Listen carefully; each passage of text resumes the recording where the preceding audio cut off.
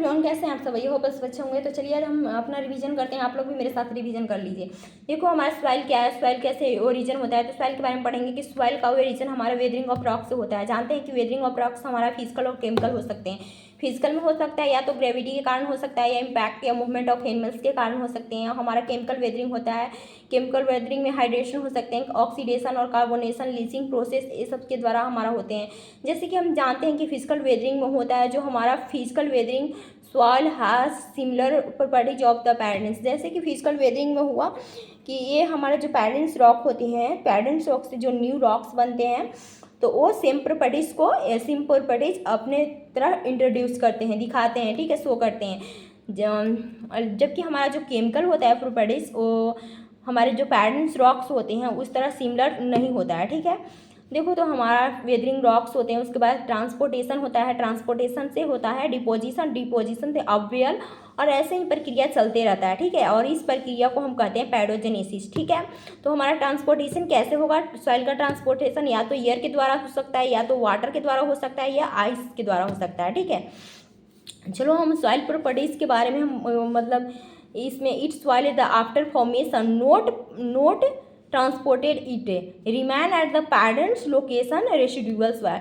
अगर parents location के पास ही मतलब कोई भी सॉइल उसी तरह पैरेंट्स रॉक से ही बन सकता है, तो वैसे सॉइल को हम रेसिडुअल सॉइल कहते हैं। जैसे कि हमारा, चलो हम उतना नहीं जानते हैं। हाँ, फिजिकल वेदरिंग से हमारा सॉइल एलुवियल सॉइल होता है, जो रिवर के सॉइल है, जो ट्रांसपोर्ट किया जाता है रिवर वाटर के द्वारा।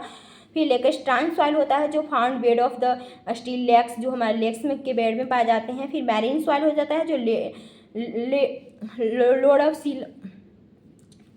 लोड ऑफ सी होता है, यानी कि सी में पाया जाता है। और फिर होता है फ्लूवियल सॉइल होता है, ट्रांसपोर्टेड द ग्रेविटी आइस के द्वारा होता है।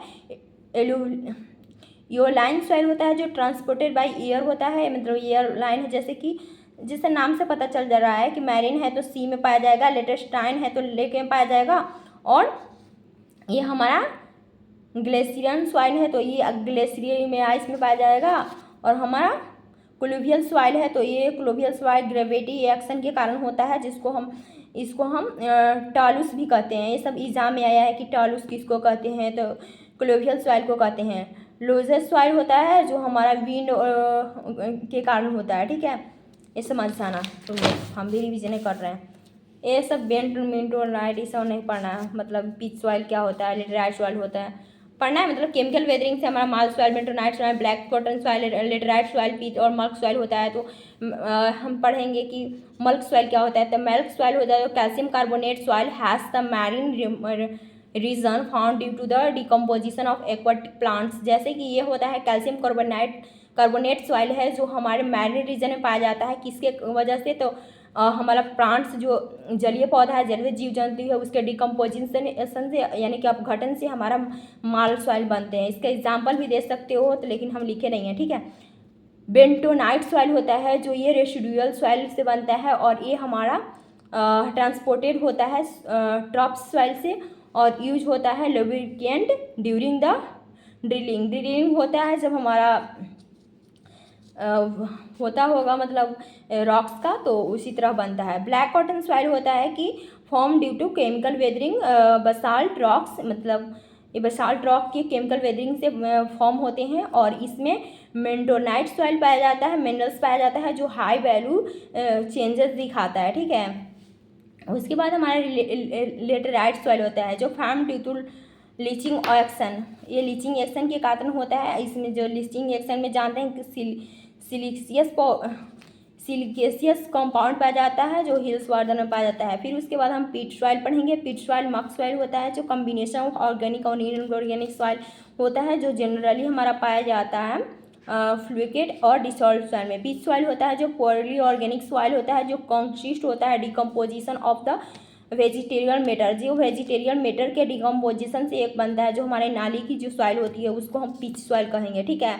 और जिसमें मक सॉइल होता है, कॉम्बिनेशन ऑफ पीच होता है और प्लस बीच बनेगा।